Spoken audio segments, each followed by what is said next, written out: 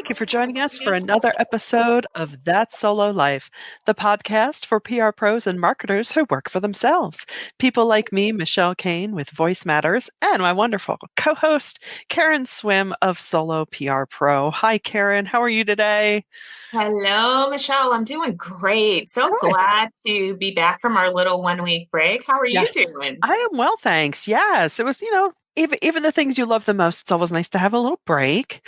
But yeah, I'm glad to be back at it and talking with you today. And today we're going to talk a little bit about race because a lot of the work we do, we have to counsel our clients on how to handle situations, diversity programs, all that kind of stuff. And let's face it, at the end of June, the Supremes dropped some nasty bits. So gave us a lot to talk about. That was quite the day, June 30th. As I'm working and listening to them, like, oh, great, what now?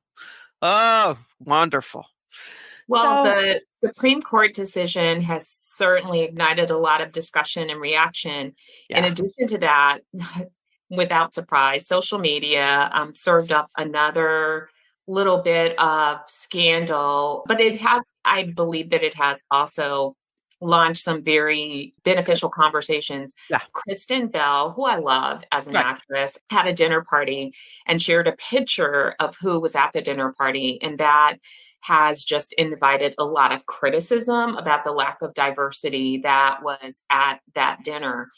And so we want to unpack this and talk about we just, sometimes you have to confront Yeah, this thing that we don't like to talk about. Talking about race is uncomfortable. It's not the fun topic. It's not the light topic. But as communicators and just as entrepreneurs and people in business, it's an issue that we should not be shying away from. And I believe that we have to have these discussions and we have to have an understanding and we have to do our part if we are going to counsel clients to do the same. agree. And also, I think in recent weeks, and I sadly do not recall the entities, but I think there were 3 or 4 corporations who just let go their heads of diversity. I mean, really? What gives? And so, it's really disturbing. It's concerning, and we definitely have to be conscious of it so that we can both help counsel clients and really just make our own mark I in would moving like things to a good place. I heard the word that we live in post-racial America. That is the biggest lie Oh my that gosh, I've ever no. heard in my life. So let's Seriously. clear that up. Yeah. And let's talk about, again, when we talk about race and we talk about diversity, I want to remind you all of another forgotten class of people, and those are people that have visible and hidden disabilities. Yes. So if we're really talking about being inclusive as a society, we have to look at all of these factors and we have to make it okay for people to inhabit these spaces. What do I mean by that?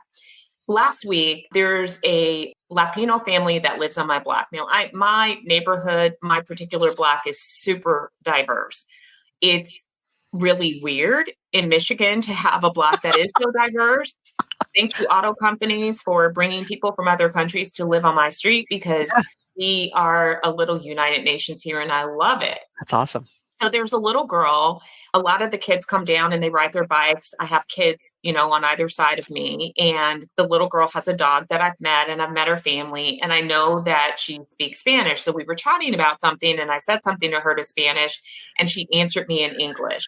And I said something else to her in Spanish and she answered me in English. Now, these roles are usually reversed because Yeah. I'm usually the one that can understand the Spanish fast enough, but can't always get my words out fast enough. So I'll answer in English. Yeah. And she said to me that it felt weird to speak Spanish outside of the house because when her family came here from Mexico, her parents instructed them as they were learning English to not speak Spanish outside of the home. Wow. That was heartbreaking to me Yeah. because I know so many Spanish speaking Americans that feel that way and feel like they will be judged and treated differently. And they're Yeah. not wrong because I've experienced this myself when I'm in Correct. the park walking and speaking Spanish to my dog and people pass me by and they are mean to me because I'm speaking in another language. So I know that this is true. This is not okay. So Yeah. when you say post-racial America, when people are afraid to own their own culture,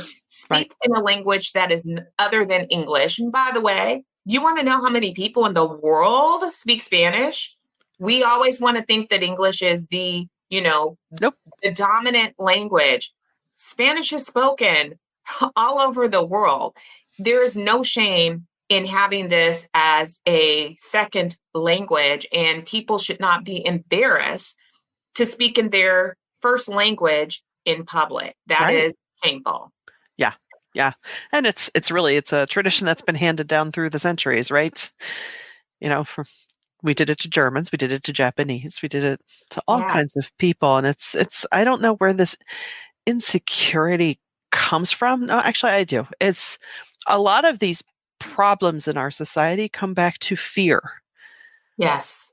Fear of the quote unquote other, fear of, well, how's that going to affect my security? And you can't lie, the societal forces around us, sometimes they play into that to their favor. I have to say I was so internally angry over the weekend when I got wind that my former church is doing a culture and civility series. And I'm like, oh, here we go. Don't go there. And the current pastor said, okay, in Hollywood, now they have certain quotas to be considered for an Oscar. And I knew where he was going. He was going against the LGBTQ community. So I thought, you know what? Let me look this up because I'm 99% sure he is dead wrong. I'm like, no, it's because Oscar's so white. That's why. If you were any bit mature and intelligent and loving as Jesus wanted you to be, you would realize that. And I was just like, there is this attitude that somehow being inclusive is tied into extreme wokeism. And we've made that an evil thing. Yes. But let me be really clear with our communicators and with our business people. Diversity does not just happen. You have to be so intentional about inviting people into your spaces. So the affirmative action piece is really distressing, not because I believe that you should be less intelligent and get accepted into these spaces, but because there has to be some accountability for being intentional about bringing diversity into a space. And we, now, rightfully so, the legacy system is being challenged. I find it pretty disgusting, to be honest with you, that in this day and age that we're saying that just because your parents went to a place that you have a right to be in that same place, and that should be considered, when that definitely favors one class of people, and that's wealthy white people. And so you're ruling out so many people that don't fit into that, which is the majority of people. Can we be honest about that? Because wealthy white Americans are a small percentage of our overall society. So you're leaving out others, and that's not okay. You're benefiting a class of people just because their parents went there. That shouldn't be a thing for education, whether it's private education or not. It just should not be a thing. People should have the ability to enter a school without any of this. However, we haven't done a good job of making education equitable. So challenge yourself, institutions, to think about what you're going to do to make these spaces more diversified. And that includes with your teaching staff, because those are overwhelmingly slanted as well. And so we need to be intentional. I know the Kristen Bell thing seems different, and people are saying, well, there's this group of people that are like, well, these are her friends. That's fine. However, let's remember that in this group of people, they belong to an industry. You want to know what happens when people within an industry get together? It's networking. Deals are done. This is where power is exchanged and shared. And when that power remains with a class of people, we never change. We never become diversified. This is true of Hollywood. You can call it Hollywood if you want to. It's true of Hollywood. It's true of so many industries where deals are being made. You only have the same type of people in a room, whether it's on a golf course, Right. at a country club, at a chamber meeting. If you don't have diversity in the room, guess what happens? You never diversify. We have to be the ones as communicators to guide our clients into not giving up on DEI and B, but to be very, very intentional and to hold themselves accountable for opening the door for people that are not all of the same race, gender, and ability. We have to do that. We owe it. This is something that, again, this has nothing to do with wokeism. This has to do with No. humanity. It has to do with making us better. And guess what? I could cite you statistics all day long on how all of these things actually benefit your bottom line. As a corporation, why wouldn't you want to do something that leads to employees being more engaged, more loyal to your company, and making more money for your corporation? If you look at it from that perspective, like this is good business, you're stupid not to put some effort and some muscle behind diversity. Yeah, no, you are so correct. And, we battle that in our hyper local chamber. It is Whitey McWhitefield around here.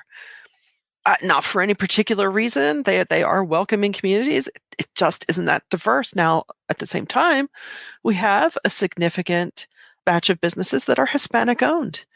And it is a struggle to get these communities, like how do we engage the Hispanic business leaders?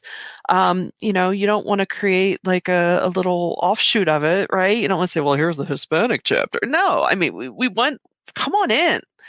How do you do that without being too pandering or, there's no animosity, but I think too, it's just pulling back big picture, you know, the white community, so to speak, has been, let's face it, in charge for a very, very long time, specifically white males. And it is interesting to see how it then distills into fear of, I might lose my footing. I might not.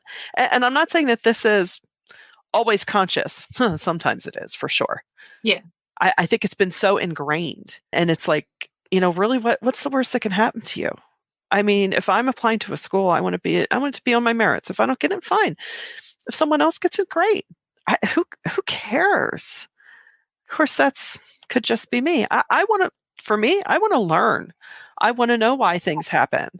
I want to know the real history. That doesn't, as opponents of the bastardization of the word woke would say, that's going to make me feel bad about myself. No, it's going to make me want to do better and realize what someone sitting across from me, what their story is. I don't know. I mean, I am but 2 or 3 generations away from a people that were tried to, that they were attempted to be murdered and exterminated in Ireland. So I get it a little bit. And I really believe that generational knowledge comes with you. So it's really concerning. It's always riled me when I see things happen that are just unfair and unjust, just because of who you are, what faith you practice, what language you speak. I mean, thank God Gaelic's having a comeback just because of the cultural value of it. It's just kind of fun. But my goodness, for a while, if you were in Ireland in the 1700s and you wanted to speak your native tongue, sorry. I agree. But we'll bring it back to modern times.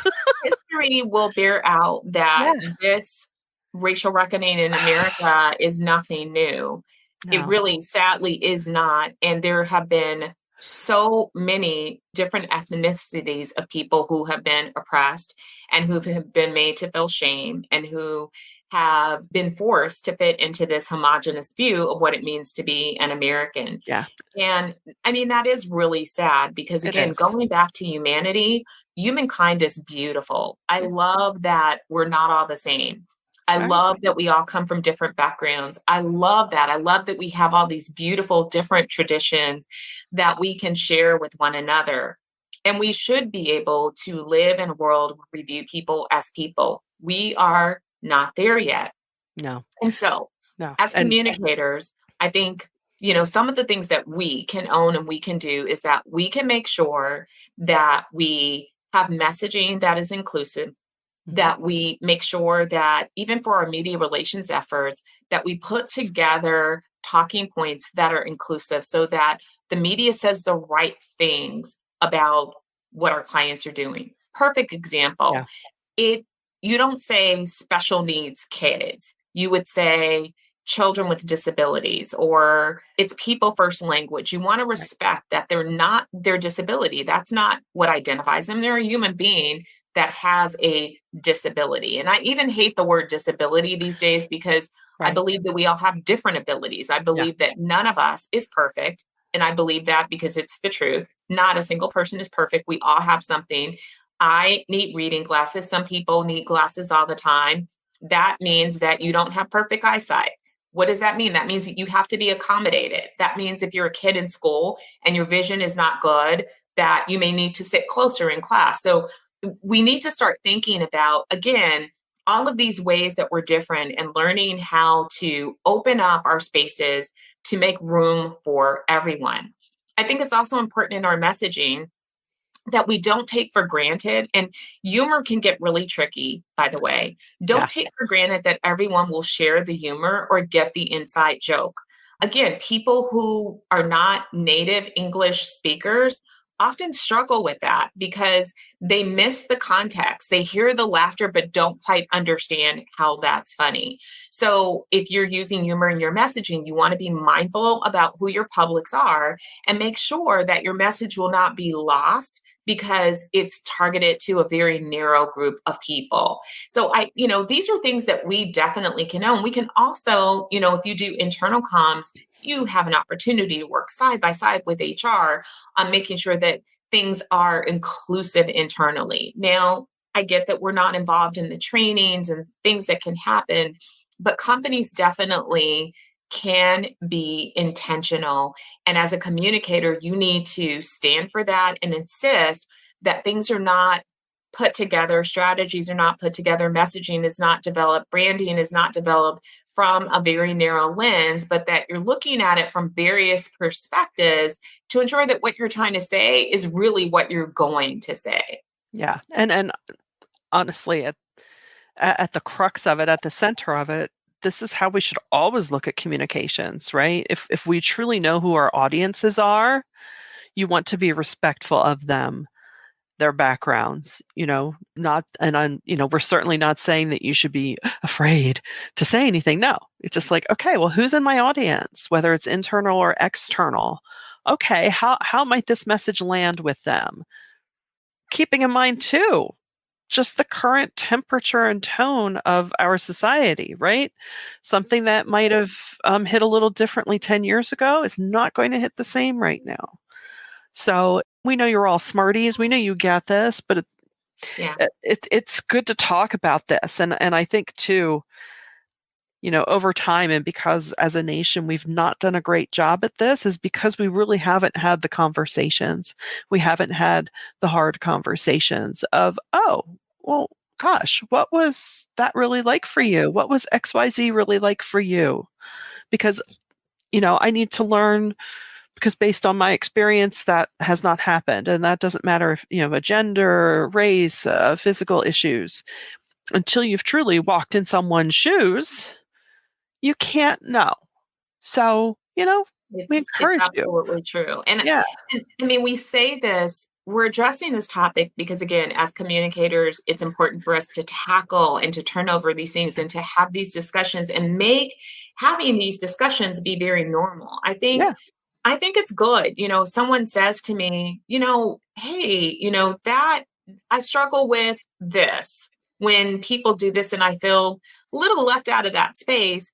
That drives awareness for me and helps me to do my part to make things more inclusive, because just because I am a Black woman in America does not mean that I get to take a pass on intentionally driving toward diversity. I do not get that pass. I Yeah. have a responsibility to be inclusive as well. And I have a responsibility, just like all of you, to our clients.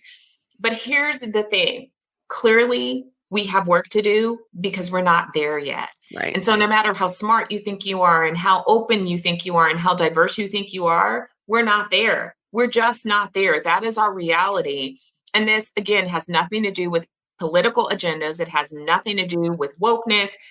This is about humanity, and it's about being effective at our jobs and helping our clients to be effective at what they're doing as well. Agree. And you know what? It's so much better to try to have the conversations and maybe step in it and move forward from there than to not have the conversations at all or not have the awareness at all. 100% agree. I mean, as communicators, we cannot be shy about No. bringing up the hard stuff. We have to address hard stuff all the time. We have to ask clients uncomfortable questions because we don't want things to come out later that harm our efforts. And so I think, I've said to clients, like, this panel does not work. There's zero diversity. You have a bunch of men that are all the same race. Like, this is not okay. And I think that we have to get comfortable saying those kinds of things. We have to get comfortable saying, could you stop inviting Black people to only speak during Black History Month? Oh my gosh, right? Other times of the year. I mean, could we not do that? I don't know. I'm saying. just saying. No, it's so true. And I think it's there are difficult conversations. It can feel awkward, but I think once you start having them, it feels less so. And I think you will find that it feels good. I know that sounds weird. Yes. But and I would say, please be mindful. Kristen Bell, I have empathy. And so let me be clear. We didn't share the story because we want to have her bashed or to have her canceled, because I'm not a fan of cancel culture. No. I am a fan of reconciliation and healing. But she is someone who wrote a book about diversity. She wrote a book about diversity. She advocates for diversity, and then she shares a picture that's like, really, girl, do you not have any non-whites? Were they just not invited to dinner? Are there people not at the table that are missing? Maybe all the diverse people are still swimming in the pool. I don't know what's happening in the Super Bowl, but you really missed the mark. So did she post it to her Instagram? Oh God, she posted it to her Instagram, and poor baby, she like a lamb to the slaughter. Like, girl, just keep that on your phone. Where's purple? Where are the purple people in your picture? Because I'm not seeing purple. I'm not seeing any color here. And it's also like, oh, look at all of us fabulous people, especially during a writer's strike. Like, really? And I know they're being supported. I agree. But how often have we as communicators, God bless her PR people, how often have we been in that situation where we have clients that don't make the connection between who they are as a corporation or who they represent and things that they might share publicly. And I've said to clients that even when you're doing things and you have interviews that are about your personal life and it has nothing to do with the job that you hold, please remember that that job that you hold as a CEO of a company or a founder, they're intertwined. And so you want to make sure that there's alignment, and you do have to be mindful of that. It doesn't mean that you should be fake and inauthentic, but it does mean think. You have to think about these things. You can't just do things without thought. That's just not a good move, and it'll ruin the good work that you really are trying to do. Agree. Well, that was a lot that we brought before you today, but we hope it gets you thinking, and we hope, that you will continue this conversation, with colleagues and others, and let's just keep that door of conversation open. And we appreciate you for giving us your time. We would love it if you would share this around if you found it of value. Check us out at soloprpro.com. And until next time, thanks for listening to That Solo Life.